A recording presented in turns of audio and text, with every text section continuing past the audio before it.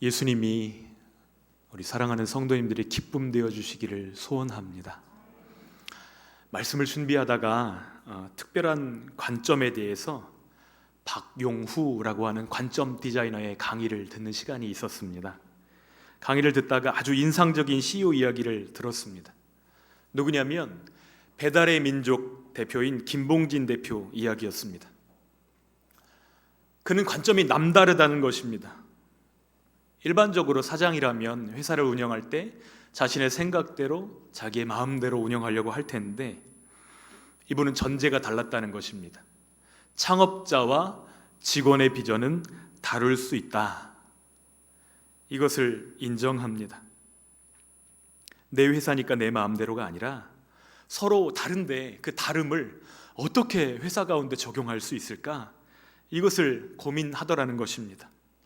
저는 그 강의를 들으면서 교회도 서로 다른 사람들이 모여서 하나님께 예배하는데 어떻게 하면 우리가 함께 꼽힐 수 있을까? 이 생각을 하면서 그 강의를 듣게 되었습니다.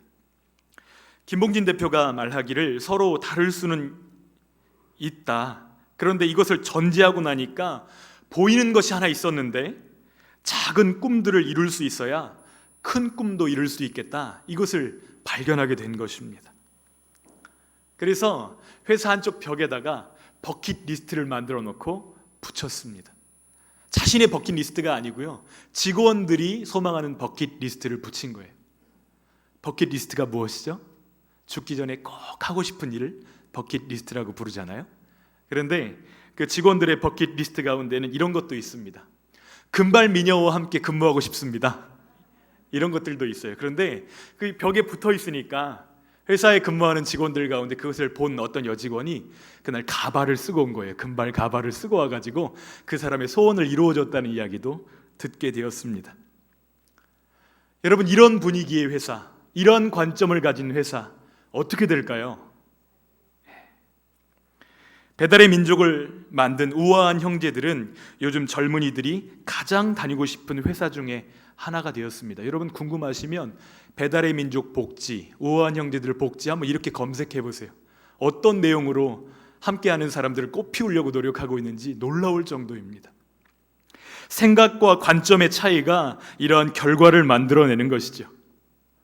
우리 삶에서 생각과 관점이 얼마나 중요한지 모릅니다.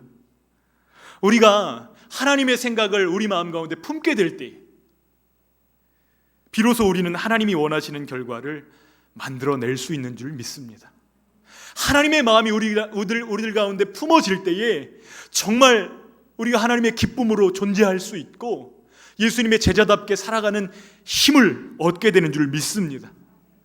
빌립보서는 사도 바울이 옥중에서 보낸 편지라 하여서 옥중서신 이렇게 부릅니다. 그런데 사도 바울의 투옥을 놓고 전혀 다른 관점으로 바라보는 두 부류의 사람들을 우리는 발견하게 됩니다. 감옥 가는 것이 좋은 일인가요?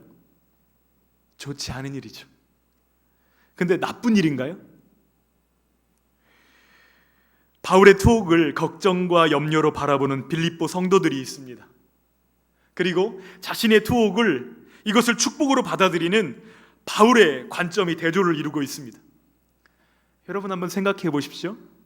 빌립보 성도들이 힘들까요? 바울이 힘들까요? 당사자인 바울이 훨씬 더 힘들 것입니다. 그런데 바울의 반응을 한번 살펴봤으면 좋겠습니다. 18절 말씀 하반절에 보니까 바울이 이렇게 고백합니다. 나는 기뻐하고 또한 기뻐하리라. 지금 로마 감옥에 갇혀 있는 바울의 마음에 기쁨이 넘치는 이유가 무엇입니까? 무엇이 이 관점의 차이를 만들고 있죠? 우리는 어떻게 이 바울의 관점을 소유할 수 있을까요? 오늘 우리가 읽었던 빌립보서 1장 말씀은 그리스도 예수 안에서 고통과 문제를 다시 보라고 말씀하십니다. 12절에 바울은 자신의 상황이 복음의 진보가 되었음을 알려줍니다. 우리 12절 말씀을 함께 읽겠습니다. 시작. 형제들아, 내가 당한 일이 도리어 복음 전파의 진전이 된 줄을 너희가 알기를 원하노라. 바울은 우리가 이것을 알기를 원했습니다. 그래서 너희가 이것을 알기 원한다 이렇게 편지하는데요, 무엇을 알기를 원했죠? 자신이 감옥에 갇힌 이것이 오히려 복음의 진보가 되었다는 것입니다. 어떻게 감옥 안에 갇혀 있는데 이것이, 이런 상황이 복음의 진보가 될 수 있는 것이죠? 두 가지 사건 때문에 그렇습니다. 하나는 교회 외적인 차원의 것입니다. 바울이 지금 감옥 안에 갇혀 있을 때에 바울을 지키는 시위대원들이 있었겠죠. 한 2시간마다 한 번씩 이렇게 교대를 한다고 하면 바울은 하루에 10사람 이상을 만나게 되었을 것입니다. 시위대원들이 와서 바울에게 물었겠죠. 너 여기 왜 갇혔냐? 바울이 대답했을 것입니다. 나 예수 그리스도 때문에 갇혔다. 그가 누군데? 그분이 이러이러한 분이시다. 만나는 사람마다 예수 그리스도를 전했을 것입니다. 바울이 갇혀져 있는 로마의 감옥은 가택연금, 그러니까 일반 가정집인데 지켜지는 형태로 감옥이 있었기 때문에 누구라도 면회를 올 수 있는 형태였습니다. 그래서 바울은 많은 사람들에게 복음을 전했고, 많은 사람들이 이 감옥에 갇혀 있지만 복음을 들을 수 있는 기회를 얻게 되었을 것입니다. 이것이 외적인 차원의 아주 중요한 좋은 점이었던 것이죠. 또 하나는 교회 내적인 차원입니다. 동료 형제들 가운데 바울이 감옥에 갇힌 이 사실을 듣고서 마음 가운데 부담을 느낀 사람들이 있었을 것입니다. 바울 사도가 갇히셨는데 나라도 힘을 내야지, 나라도 열심을 내야지, 할 수 있는 대로 복음을 전해야지, 자극을 받아서 더 열심히 복음 전하게 되었다는 소식을 듣게 된 것입니다. 이 두 가지 사건, 교회 밖이든 교회 아니든, 여러분 이 사건을 바울이 의도했을까요? 전혀 그렇지 않습니다. 바울이 의도하지 않았음에도 감옥에 갇힌 것은 안 좋은 일이지만 하나님이 그 모든 사건들 배후에서 역사하고 계셨다는 것을 발견한 것입니다. 하나님의 관점으로 이 문제를 다시 보니, 그리스도 안에서 이 문제를 다시 보니, 자신이 옥에 갇혀 있다 할지라도 하나님은 여전히 일하고 계시다는 사실을 발견하게 된 것입니다. 고통에는 고난만 있는 것이 아닙니다.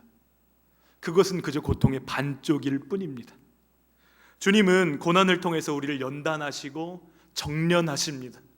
앞에 본 용광로의 그림이 있는데요, 금을 용광로에다 막 구워가지고 불순물을 태우잖아요.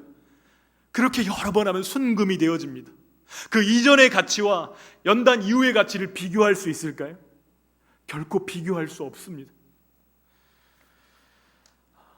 주님은 고난을 통해서 우리를 연단하기도 하십니다. 사람들은 일반적으로 고난은 고통이고 저주라고 받아들입니다. 그런데 한번 생각해 보세요. 고난이 저주라고 하면 성경에서 가장 많은 고난을 당하신 분 누구실까요?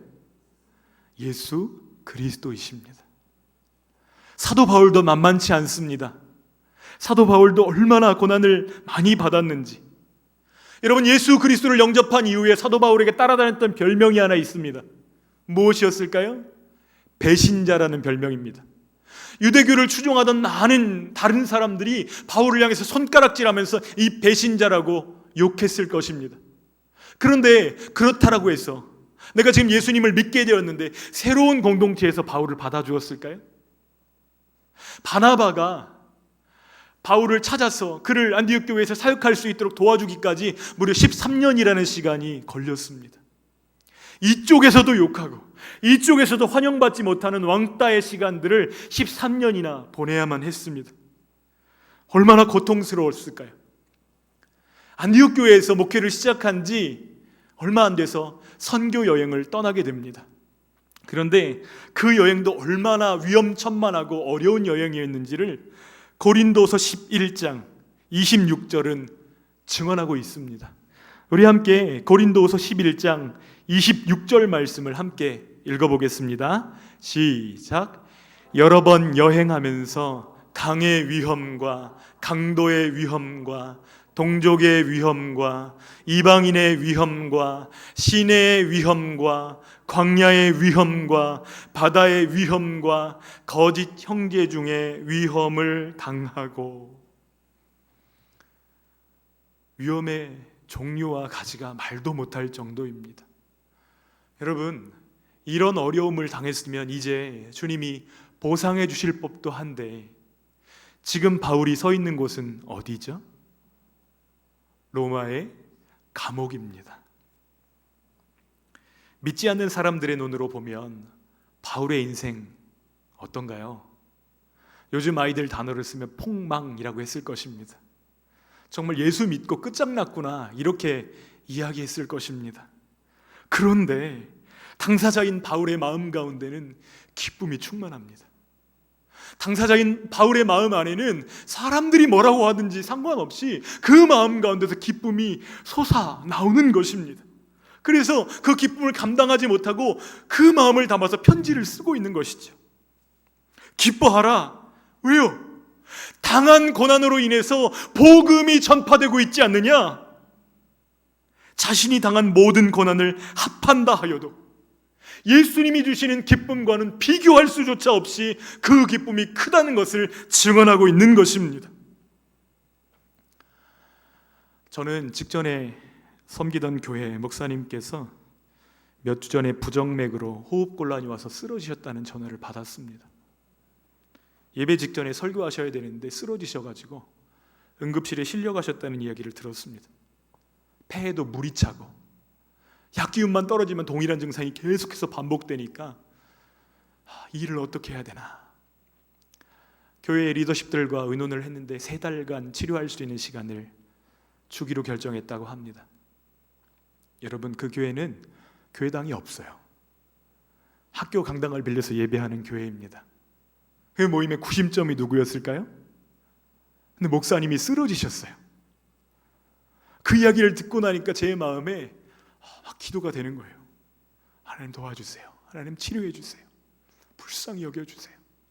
그런데 그 이후에 들려오는 소식들이 있습니다. 어떤 소식들이냐면 목사님이 쓰러지신 이후에 성도들이 더 간절히 기도하게 되었다는 거예요. 이전에 기도하지 않았던 성도들이 깨어서 기도하고 기도의 자리에 나오고 하나님의 이름을 부르고 눈물로 기도하는 상태가 되었다는 소식을 들으면서 제 마음 가운데 그러면 됐다. 할렐루야. 모든 일에는 양면이 있습니다. 좋은 쪽이 있으면 나쁜 쪽이 있고 나쁜 쪽이 있으면 좋은 쪽이 있습니다. 고난도 마찬가지입니다. 우리가 고난을 어떻게 바라보느냐에 따라서 우리는 기쁨을 유지할 수도 있고 그 기쁨을 빼앗길 수도 있다는 사실입니다. 어떻게 해야 우리는 기쁨을 지킬 수 있을까요? 예수 그리스도 안에서 문제를 다시 보라는 것입니다. 실로 인생은 고난 그 자체입니다. 그래서 시편 90편을 보면은 하나님의 사람 모세가 인생에 대해서 이렇게 노래하였습니다. 우리 시편 90편 10절 말씀 함께 읽겠습니다. 우리의 연수가 70이요 강건하면 80이라도 그 연수의 자랑은 수고와 슬픔뿐이요 신속히 가니 우리가 날아가나이다. 아멘.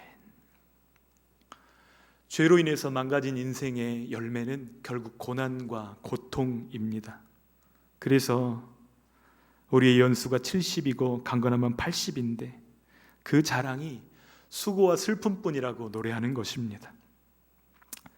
그러나 그럼에도 불구하고 예수 그리스도 안에서 우리를 구원하시는 하나님의 역사, 그 역사를 믿음으로 바라볼 때에 우리는 고난 속에서도 좋은 것을 찾아낼 수 있는 줄 믿습니다. 여러분들에게 그림 하나를 보여드리는데요. 이 그림은 테피스트리라는 것입니다. 무엇이냐면 색실을 꼬매가지고 그림을 만든 거예요. 그래서 앞면을 보면 예쁜 그림이 있지만 뒷면을 보면 엉망입니다. 색실들이 이리저리 꼬부라져 있고 묶여 있고 엉켜 있고 뒷면을 봐서는 도대체 앞면에 어떤 그림이 있는지를 상상할 수 없을 정도입니다. 앞면의 그림이 너무나 예쁘죠? 이전 교회 수양관에 이 큰 테피스트리가 있는데 그 뒷면이 너무나 지저분한 거예요. 저희 아이들도 봤는데 털들이 얼마나 꼬여 있는지, 털들 안에 벌레들이 잔뜩 있는 모습을 보면서 기겁을 했던 기억이 납니다. 근데 그 앞면에는 놀라운 메시지가 담겨 있는 것이죠. 저는 이 테피스트리를 바라보면서 우리의 삶의 모습이 꼭 테피스트리와 비슷하다, 이런 생각을 하게 되었습니다. 우리는 어쩌면 이 테피스트리의 뒷면만을 바라보고 있지만 하나님은 지금도 이 그림을 완성하고 계시고 언젠가 완성된 그림을 우리에게 나타내 보여주실 것입니다. 하나님의 일하심을 신뢰하는 저와 여러분들 되어지기를 간절히 소원합니다. 우리 하나님은 최고의 작가이십니다. 하나님의 손이 우리의 고난도 명작의 일부분으로 사용하실 줄 믿습니다. 아니, 불후의 작품이 되게 하실 줄 믿습니다. 사실 빌립보 교회 안에는 두 부류의 복음 전하는 사람들이 존재했습니다. 한 부류는 나쁜 동기로 복음을 전합니다. 투기와 분쟁으로 복음을 전했다, 이렇게 이야기하는데요. 왜 나쁜 동기이냐? 감옥에 지금 바울이 갇혔는데 바울에게 고통을 주기 위해서 복음을 전하는 것입니다. 바울이 이제 감옥에 갇혔으니까 바울에게 심리적인 고통을 주는 것인데요, 바울의 경쟁심을 계속해서 자극하는 것입니다. 너 이제 끝났어. 네가 설 자리 없어. 이제 우리가 빌립보 교회 접수했다? 잘 봐. 경쟁심으로 전도하는 거예요. 그래서 경쟁에서 뒤처졌다는 느낌을 바울에게 주려는 것입니다. 17절 말씀을 함께 읽도록 하겠습니다. 시작. 그들은 나의 매임에 괴로움을 더하게 할 줄로 생각하여 순수하지 못하게 다툼으로 그리스도를 전파하느니라. 정말로 좋은 동기가 아닙니다. 나쁜 의도와 동기, 목적을 가지고 복음을 전하고 있습니다. 그런데 또 다른 한 부류의 복음 전도자들이 있었습니다. 어떤 사람들이죠? 그들은 착한 뜻으로 복음을 전합니다. 그저 바울이 복음 전하다가 감옥에 갇혔는데 사도 바울이 갇혔기 때문에 나라도 복음 전하겠습니다. 제가 힘을 내겠습니다. 저는 부족하지만 주님 저를 사용해 주십시오. 좋은 동기로 자극을 받아서 복음을 전하는 거예요. 그들이 어떻게 복음을 전했는지 15절에 기록하고 있습니다. 15절 말씀을 함께 읽겠습니다. 시작. 어떤 이들은 투기와 분쟁으로, 어떤 이들은 착한 뜻으로 그리스도를 전파하나니. 너무너무 하나님이 기뻐하시는 의도죠. 내가 열심을 내야지. 형제가 약하고 형제가 쓰러져 있으니까 나라도 힘을 내야지. 이것이 정말 하나님이 기뻐하시는 태도인 줄 믿습니다. 그런데 바울은 이 두 부류의 사람들을 바라보면서 어떻게 반응하고 있습니까? 지금 이 두 부류의 사람들 모두가 바울 때문에 전도하고 있습니다. 그런데 바울은 정작 자신이 어떻게 되는가에 대해서는 별로 관심이 없는 것을 보게 되어집니다. 18절 말씀인데요, 함께 읽겠습니다. 시작. 그러면 무엇이냐? 거칠애로 하나 참으로 하나 무슨 방도로 하든지 전파되는 것은 그리스도니 이로써 나는 기뻐하고 또한 기뻐하리라. 아멘. 오직 그리스도가 전해지고 그 복음 때문에 믿지 않는 사람들이 예수님께 돌아오게 된다면 나의 최고의 기쁨은 바로 그것뿐이라고 고백하는 것입니다. 여러분, 우리의 삶을 바울의 고백에 비추어 보았으면 좋겠습니다. 우리가 기쁨을 빼앗길 때는 언제였죠? 비교의식이나 경쟁심에 우리가 사로잡힐 때에 우리는 즉각적으로 우리의 기쁨을 도둑맞게 됩니다. 그러나 예수 그리스도 안에서 복음이라는 렌즈를 통해서 바라보게 될 때에 우리는 기쁨을 회복하게 되는 줄 믿습니다. 사람에게 집중하면 기쁨을 도둑맞지만 예수님을 통해서 보면 기쁨이 회복되는 줄 믿습니다. 그러므로 고난이 올 때 결단하시기를 부탁드립니다. 나는 예수 그리스도 안에서 기뻐하고 기뻐하리라 결단하는 저희들 되어지기를 소원합니다. 지금 바울이 투옥 중인데 투옥되어 있는 바울이 바깥에 있는 자유인들, 빌립보 성도들을 위로하는 힘은 어디서부터 나오나요? 바로 예수 그리스도로부터 말미암은 것입니다. 예수님은 우리와 언제나 함께 하시는 줄 믿습니다. 예수님은 우리를 떠나지 아니하시고 우리를 버리지 아니하시는 줄 믿습니다. 나를 힘들게 하려는 사람이 있을지라도 예수님께 집중할 때에 그 기쁨은 누구도 빼앗지 못하고 흔들 수 없는 것입니다. 그러나 반대로 사람에게 집중하면 그 기쁨을 잃어버리게 됩니다. 앞에 그림을 하나 띄워놓았는데요, 초점을 빗방울에 맞추면 십자가가 흐려집니다. 그런데 초점을 십자가에 맞추면 어떻게 되어질까요? 빗방울이 흐려집니다. 우리 인생의 초점을 예수 그리스도에게 맞추기를 소원합니다. 어려움이 올수록 더욱 주님을 붙들고 바라보기를 소원합니다. 주님, 내가 주님을 바라봄으로 나는 기뻐하겠습니다. 결단하시기를 부탁드립니다. 한 가지 이야기로 말씀을 맺고자 하는데요, 1991년 가을, 일본의 아이모리현이라는 곳에 큰 태풍이 몰려옵니다. 근데 이 큰 태풍이 아이모리현 사람들에게는 큰 근심이 되었습니다. 왜냐하면 아이모리현 사람들은 사과 농사가 주업이었기 때문에 그래요. 태풍이 와가지고 사과가 떨어집니다. 열의 아홉이 다 떨어져가지고 바닥에 나뒹굽니다. 물이 고여있는 바닥에 떨어져 있는 사과를 바라보면서 그 농부들이 눈물 지었을 것입니다. 여러분, 낙과는 상품으로서 가치가 별로 없습니다.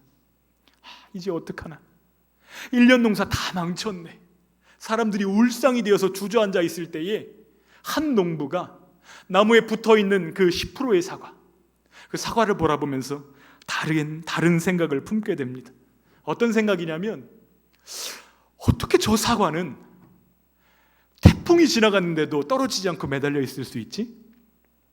그래서 그 사과에 스티커로 이름을 새겼습니다. 그 이름이 무엇인지 아세요? 합격 사과입니다. 합격 사과.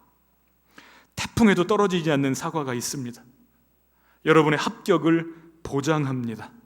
그래서 이 합격 사과가 10배가 넘는 비싼 가격에 날개 돋친 듯이 팔려나갔습니다. 다른 관점, 다른 생각을 가진 사람, 그 사람 한 사람 때문에 마을이 구해진 것입니다. 여러분은 무엇을 바라보고 계십니까? 고난입니까? 아니면 고난 가운데 기쁨을 주시는 예수 그리스도이십니까? 많은 사람들이 예수님 모시고 살면서도 예수님을 바라보지 않습니다. 신앙인이라고 말하지만 불행한 삶을 살아가는 사람들이 너무나 많습니다. 왜 그렇죠? 예수님을 믿으면서도 예수님과 대화하지 않고 예수님을 의지하지 않기 때문입니다. 그러나 예수 그리스도께서는 살아계신 하나님의 아들이십니다. 그분이 우리를 사랑하셔서 십자가에 죽기까지 우리를 사랑하신다고 그 사랑을 보여주셨습니다. 이 사랑 안에 거하는 저희들 되어지기를 소원합니다. 이 사랑으로 우리의 인생을 재해석하는 저희들 되어지기를 간절히 소원합니다. 예수님 때문에 기뻐하기를 원합니다. 사도 바울의 이 고백을 통해서 예수님이 상황에 흔들리지 않는 강력한 기쁨의 근원 되심을 우리가 들었습니다. 그런데 이 사실을 알았다고 한다면 이제는 머리로만 알지 않고 기쁨을 결단하는 저와 여러분들 되기를 간절히 소원합니다. 여러분, 언제부터 행복하실 예정이신가요? 바로 지금 이 순간 결단하기를 소원합니다.